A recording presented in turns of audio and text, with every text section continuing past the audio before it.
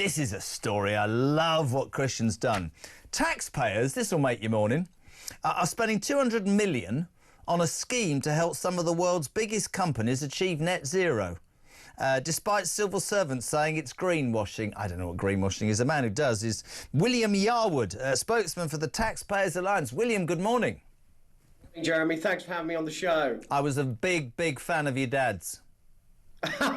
Oh, yes, let's go down that route, shall we? I'm afraid not related, Jeremy, not Mike related. Yarwood was the greatest impersonator. He made, honestly, John Coleshaw and Rory Bremner look ordinary. He was fantastic. So I'm sorry he's no longer with us, your dad. But anyway, William, good morning.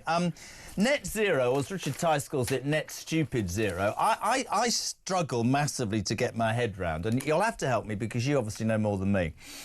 We were just talking about the debt we're in. We can't afford the interest on the money that we owe.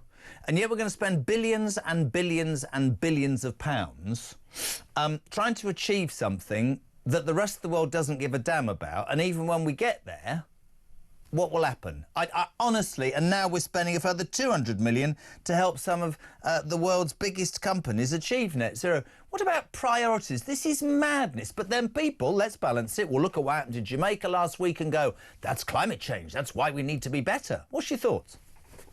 My thoughts is it's a complete waste of money, but I work for the Taxpayers Alliance. You might expect me to say that. But yeah, it's about priorities completely. You know, we've got a budget coming up. Rachel Reeves has got not much headroom. She's looking for money to save. How about cancelling foreign aid projects like this, which virtually do nothing in these countries to actually stop so-called climate change? And also in the UK, I mean, net zero has now, I think, become a pretty much dead issue. Like, you know, various, both the Tories and Reform have completely destroyed net zero as an issue. But of course, Ed Miliband and His Majesty is deciding to carry on with it and spend even more money abroad on climate age projects.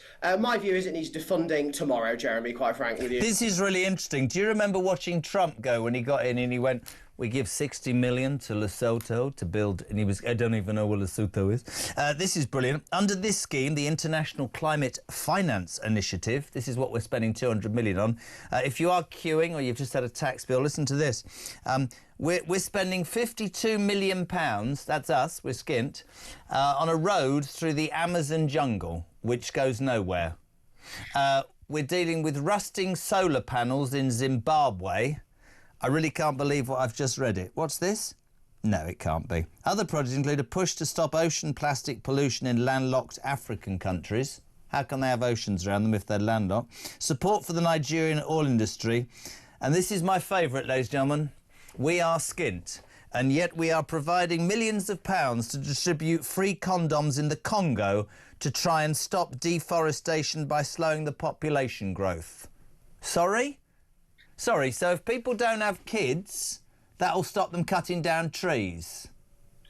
I think we should be encouraging all those weirdos to go and hug a tree and get out. Honestly, what a joke this is. It's a joke, isn't it? It's a joke. It's got to be.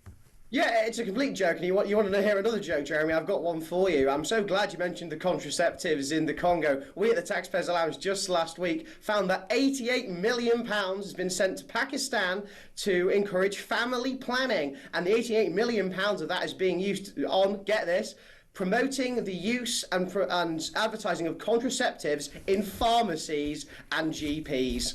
In Pakistan. In Pakistan. Yes, in Pakistan. Yeah, Pakistan. For people who think I'm a cynic, go and ask that Betty, when I was on Drive, used to ring all the time. 75, paid a tax for 50 years, can't get a hip replaced, can't afford to have it done privately. And we're spending 52 million building a road in the Amazon, giving condoms out in Congo. You try saying that. And what was your story? Family planning in Pakistan. What a joke, man. What a joke. Absolutely.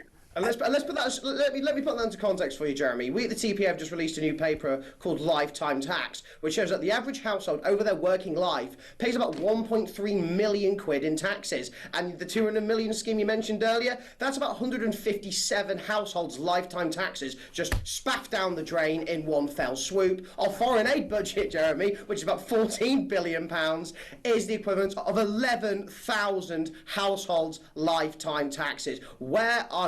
Why am I living in this country? What is going on, man? Like, I genuinely cannot believe it. I could not agree with you more. We loved having you on. Do an impression like your dad.